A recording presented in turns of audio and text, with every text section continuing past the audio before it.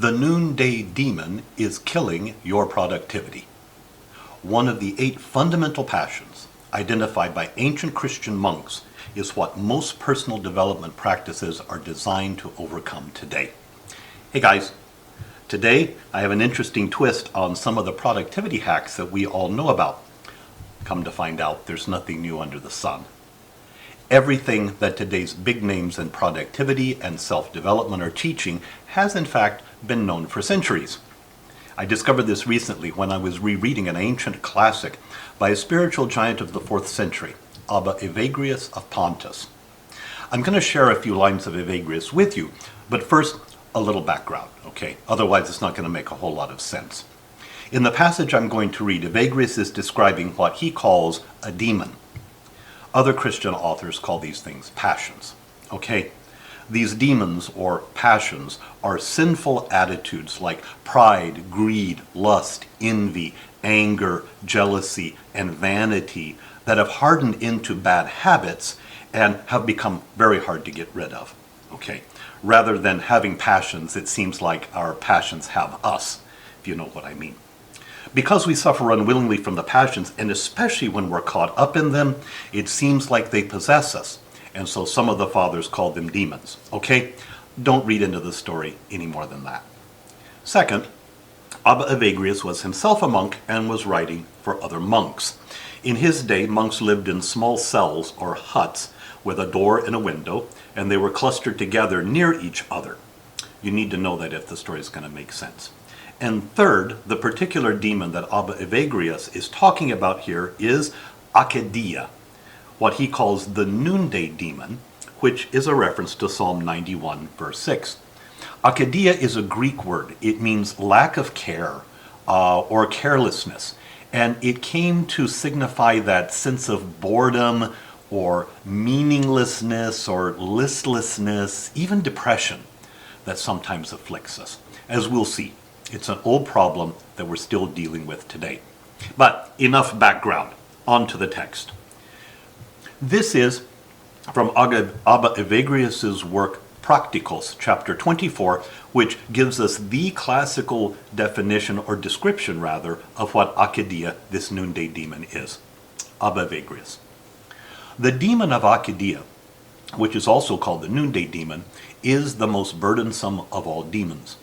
It besets the monk at about the 4th hour, that is, starts about 10 o'clock in the morning, encircling his soul until about the 8th hour, so 2 in the afternoon. So this is the demon that hits you from about 10 in the mid-morning until mid-afternoon every day.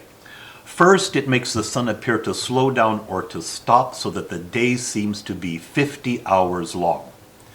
We know the feeling, that sense of boredom, the tediousness of our job. When you start thinking, is it even hump day? Or thank God it's Friday. It's the time of day when we start feeling sleepy, that we need another energy drink or need to get another cup of coffee. Okay? We know what Abba Evagrius is talking about. Then it forces the monk to keep looking out the window and rush from his cell to observe the sun in order to see how much longer it is till the 9th hour. Okay. So this causes the monk to get up and go look out the window to check on the sun to see what time it is in case it happens to be the 9th hour, which is 3 o'clock in the afternoon. That was dinner time in the monasteries, you see. Okay? You know, this is what we often do too. We check the phone, we check the clock, we're always checking our watch. What time is it? My God, is it ever going to be lunch? Is the day ever going to be over? When is it going to be quitting time? And it also causes him to look in every direction in case any of the brothers are there. That is, it causes the monk to look if there's anybody to chat with. You know, we start wanting to text our friends, or we're tempted to start doom scrolling our phone. We're looking for any kind of distraction that we can get our hands on. Back to the text. Then it assails him with hatred of his place, his way of life, and the work of his hands. We all know the feeling. I hate my life. I hate my job. I am so bored. This is so boring. This tedious stuff that I have to do. I'm not paid what I'm worth. And that love is departed from the brethren, and there is no one to console him. See here, And so we start feeling bad, we start feeling sorry for ourselves, and now self-pity sets in. And we feel a need for attention, we need some validation, we need someone to make us feel good, and there's nobody around. All we have is the work that's in front of us. To go on. If anyone has recently caused the monk grief, the demon adds this as well, to amplify his hatred of these things. So, while we're bored and we're distracted, we start remembering all the bad things that have happened, all the people who have offended me or caused me grief. We get in these downward spirals of rehashing old arguments, picking at old wounds, going through over and over again difficult conversations we've had with people. It makes him desire other places where he can easily find all that he needs and practice an easier, more convenient craft. After all, pleasing the Lord is not dependent on geography, the demon adds. God is to be worshipped everywhere. This is where we get this sense, God, I need to change jobs, or I need to get out of the house, or I got to get away from here. I need to get away from these people. Everybody and everything is driving me crazy. Okay? That's what Abba Vagrius describes the demon of Akedia causing. Okay? Sounds really rather familiar, doesn't it, when you get down to it and you start thinking about it in relation to your own life. Abba Vagrius and other of the ancient Christian fathers sort of list the characteristics of Akedia and what its cure is as well. So briefly, the characteristics of Akedia is that it blinds the intellect and darkens the whole soul. It makes you want to leave your cell, to move around and to visit other people. It causes drowsiness. This was something that's not in Evagrius's description, but it makes you sleepy. This is why we really, start yawning at 10 in the morning or right after lunch. We've had a good meal full of carbs and it makes us sleepy and we don't want to do our work anymore. Listlessness and idleness. We just don't want to do anything. And it gives us a sense of nonchalance, of lethargy, of sloth, and particularly carelessness about everything that's really important that we need to do, and especially careless about our salvation. And it drives us towards useless activities and distraction and wasting time. Okay, those are the characteristics of Akedia. What do the fathers say are the cure? Is hard-nosed advice, what the fathers say. If you're a monk, stay in your cell. Don't go out, put up with it, fight it out in solitude. This is a battle, this is spiritual warfare, it's a tough one, we know that, but you need to be patient. And then you need to be patient some more. And then you need to have some more patience. And when you've run out, have another serving. Remembrance of death. Live each day as if it were your last. That is, don't waste your time. Have a sense of urgency here. This will help you get back into your work, especially your spiritual labor. And engage in manual labor. And this is precisely to combat idleness, because, as we know, the devil finds work for idle hands. St. John Cassian says briefly, aspire to live quietly, mind your own affairs, and work with your hands. And that's the way ultimately to overcome it. And you do need to pray. Despite the fact that the demon of Akedia really dries up prayer and it hardens your heart and it parches your mind, and the last thing on earth that you want to do is pray, you got to force yourself to pray. So some of the fathers recommend making prostrations on the ground while you pray as well, in order to focus the mind and to give some physical activity as well to combat the idleness, to join physical activity of prostrations with our prayer. Okay? Now, that's all for the classical Christian tradition. If we update the traditional spiritual language of the fathers and their recommendations to monks, we can apply them more broadly to modern personal development and productivity. That is, we can apply them to ourselves. You can apply them to you. So, what's the recommendation? First, don't go out, to stay put, and to fight in solitude. This translates into developing grit. We're fighting a battle here. It means it's going to be tough, so you just need to learn how to grind. And how much of the self-development literature says this? Get up early in the morning, when you're most productive, when there's no distractions in your day, when you're fresh, when you have energy, when you're most attentive, and get to your work as soon as possible. Okay? And do your hardest task first. Sit there at your desk and grind it out, but tackle the most difficult task. And many of them quote the famous saying of Mark Twain: if it's your job to eat a frog, it's best to do it first thing in the morning, and if it's your job to eat 2 frogs, it's best to eat the biggest one first. So tackle your toughest challenge while you're freshest, have the most energy, and are most likely to get it done. Third, turn off distractions. Turn off the notifications for email, for all of your social media. Turn off your cell phone. Don't play the radio. All of the notifications that show up, turn them all off so that you are not distracted in your work. Maybe use the Pomodoro technique. Set a timer so that you work for, say, 25 minutes, and then you take a 5-minute break. Then you set the timer again for another 25 minutes and take a break. That sometimes helps people to stay focused. All right? And if you're a creative type, don't edit your work while you're being creative. If you're a writer, just get the words down on the paper. If you're a painter, get the paint onto the canvas. If you're producing social media, get the content up. And then don't worry about editing it and polishing it and refining it and formatting it until you're done with the creative process. Because the creativity is where the real value is, and you don't want to be distracted while you're doing that. Okay? Secondly, the fathers tell us that remembrance of death is important, to live each day as if it were your last. This translates into a real sense of urgency for us. Don't waste your time.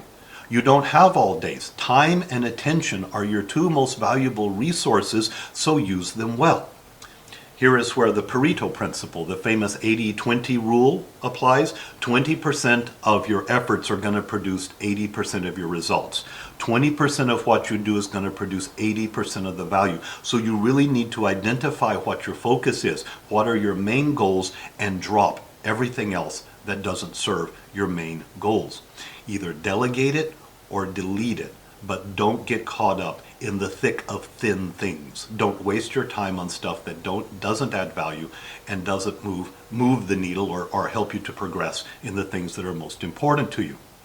Mind your own business. Don't engage in useless activities. Don't waste your time. Don't spend it frivolously, which means, quit doom scrolling your phone or binge watching Netflix or porn or news or any social media or news sources.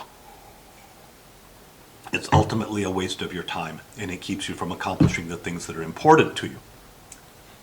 Number 3, manual labor to combat idleness. For us nowadays, if you don't have a manual job, then be sure you get some exercise. All right? You need to work out. You need to work out daily if you can. It is, as we know, one of the best treatments for depression that there is, and listlessness and idleness, which is exactly what the Noonday Demon brings upon us. So if we can fight idleness by exercising routinely, even if it's just getting up from your desk, and going up and down the stairs a few times, or doing a few sit-ups or push-ups, or whatever it is you may have available to you, at least to do that, it will help. But if you can get to the gym, or you can get to the track, or you can get to the martial arts dojo, whatever it is your thing, make sure that you're getting regular exercise and getting it well. The physical health benefits of it are a necessary foundation for emotional and mental health, and it will ultimately help all of your productivity. Okay? And by good exercise, I mean also be sure that you're eating well and getting good nutrition, and that you're resting, you're sleeping well, and you schedule in some rest and relaxation into your days as well. Okay? So that's sort of the ancient Christian advice updated for the modern world. And as you see, this is kind of the thing that a lot of our productivity gurus and the best respected people in self-development are telling us to do nowadays. Oddly enough, I'm saying the same thing. But why does it matter? How can old Abba Evagrius's insights help us to achieve our own personal success, both spiritual and otherwise? Well, first off, it's recognizing that combating resistance, that facing up to resistance, that there will always be resistance whenever we set out to do something useful or valuable or profitable. Recognizing that there will always be resistance, and developing grit and learning to grind and to stick with difficult tasks, even when they're burdensome and they're boring and they're difficult and we don't want to do them. This is part of winning the battle. Winners do what losers don't want to do. And if we're willing to stick it out and to grind and to put in the effort where most people will throw in the towel, that's where we'll win, and that's where we'll get ahead. So we have to recognize that there are forces arrayed against us, whether you call them passions or demons, or your own lower self or whatever it is. I don't care what language you use. Just recognizing that there's always going to be resistance there and working out strategies to work your way through it is going to be one of the best things you can do for your own productivity. And secondly, what Abba Evagrius' words tell us is that personal development in any respect or productivity does have a spiritual dimension. And this is very often a forgotten component.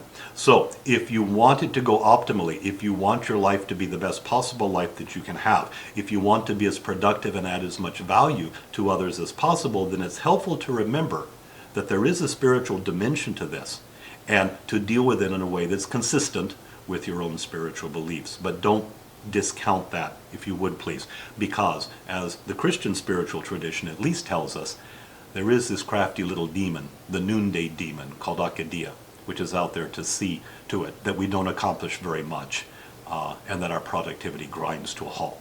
So don't let him win while you're winning. All right? Thanks, guys, for watching. I do appreciate it. Please, if you enjoyed the video, like it. Leave a comment for me below. I love hearing from you. Be sure, if you would, please drop your email on my website. I put the link here below for you so that I can update you on all of the great content and the programs that I have going on and the events that I have going on in the coming weeks and months. I hope to build a solid network of men who are committed to optimizing their lives, not only for themselves, but also for the people around them, so that together we can make the world a better place. If you'd like to be a part of it, I'd love to hear from you. Thanks again for your attention.